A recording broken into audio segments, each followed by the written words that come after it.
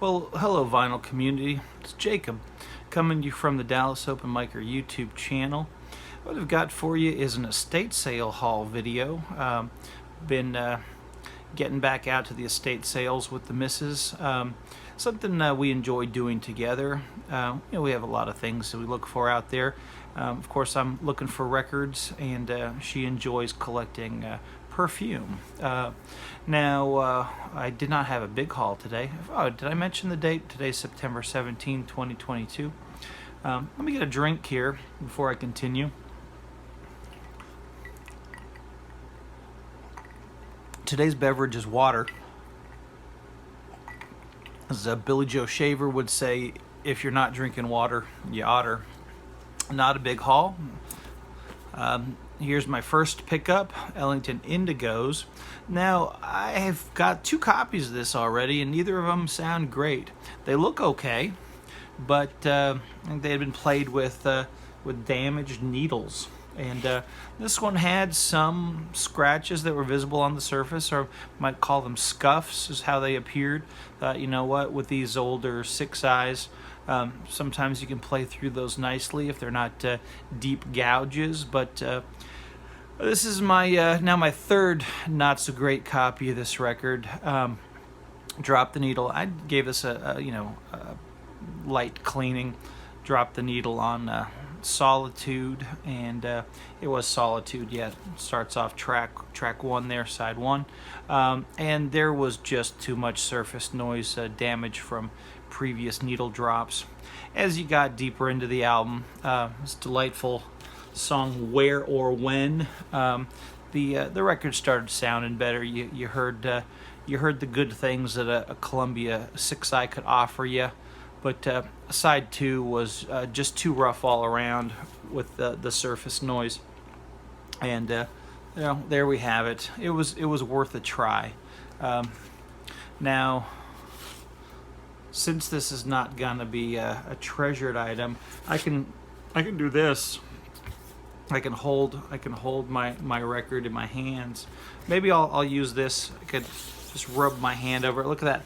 That could be like an ASMR. I don't want to become a gimmicky guy after I did that shrink wrap episode. I'm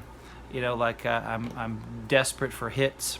But this would be a fun thumbnail, is to hold up my record like this with my hands, and someone that hasn't seen the video would just think I'm committing a crime against vinyl. There we go. Well, that was fun. I've only got 2 records to show you, so I got to find some way to stretch this thing out. Here's this fella, David Allan Coe. What I liked about the sight of this greatest hits collection from him is I think I might already have it, but it doesn't have that song Tennessee Whiskey on here, and I really, really don't care for that song at all. I think it's a pretty corny metaphor. I believe I've talked about that in a previous video. But anyway, that's that. Good old salt of the earth himself, David Allan Coe. He's got some cultural appropriation going on there. All right, wonderful butterflies. Fantastic. All right. Now, this sale was in a house that had one of the most magnificent man cave offices that I've ever seen. It's one of the things I enjoy about going to estate sales in older homes, or for Texas, mid-century homes in the Dallas area, is these old timers. They had some interesting things going on in their house. This couple had a wonderful bar with gaming themes in their living room. But up the stairs, the whole second floor was a man cave, and this gentleman had a commanding office space in the corner with a great cornered angled desk, or it had it took up a whole corner. It had it had the shape they had a front and a side. It wasn't just the front of the desk. My vocabulary sometimes runs into some dead spaces when I'm. This is one of those COVID side effects. It's like, when you try to search a website and you get that error, for 404 error, like there's nothing here. Like, I know there used to be something there, but yeah, that little word I was looking for was gone. Was it not sectional? Anyway, but this guy had a jewelry making setup, and he maintained his guns, and then there was some molds of teeth as well. It might have been a dentist as well, but it was interesting seeing the molds of teeth on the shelf next to the or near below the bottles of gun oil. But inside this magnificent desk, there was this piece of gear. Now, when I arrived, there was a gentleman trying to fish it out.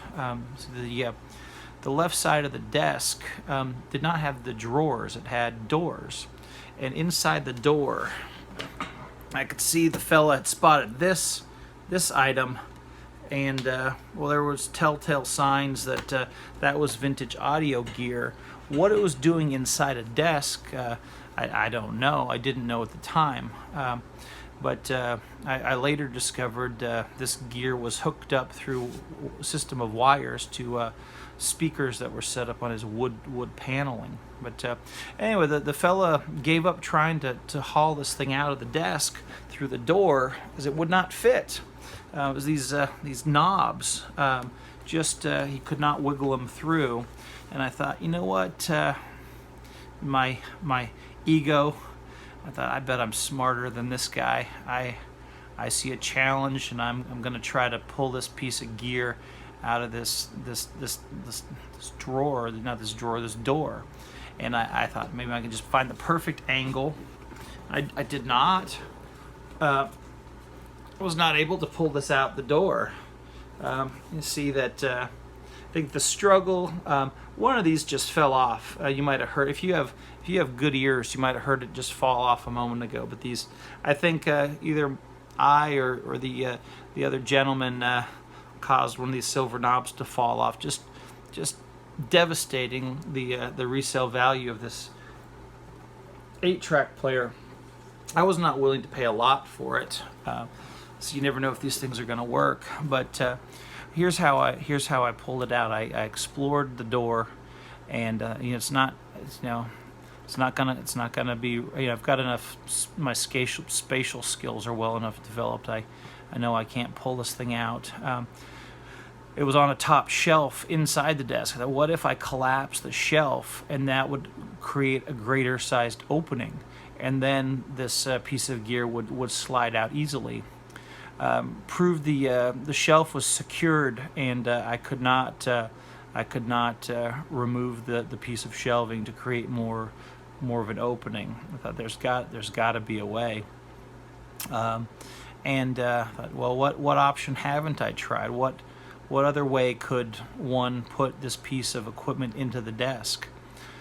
What if the top of the desk was removable? And that's what happened. As I reached from underneath the desk, pushed up, and the wood on the surface of the desk rose majestically, like that movie Raise the Titanic, when they raised the Titanic from the depths of the ocean, and it just made the hair on my arms tingle and rise. And I was able to pull this out. Here we go. And let's see if it lights up. Oh, wrong knob. I've already tested. I was able to determine that this would at least power up, and popped in some 8 tracks that I had at home from a previous player that at least I could hear some movement going on, some whirring of the motors and or the motor, and the fast forward function works. Whether or not it will produce sound, I don't know. I'll have to play around with it a bit. I'll try to. I don't have anything to connect it to right now at home, but perhaps I can get it working with the system I have at work. Even if it doesn't, I'll have a good time playing with it. Did have some items I picked up, and they brought them home in a little baggie, but couldn't find them there. Maybe I'll post another video soon. My goodness, this ran 10 minutes for 3 items and a drink of water, but I had a good time. Thanks for watching, and maybe we'll post a video link over here.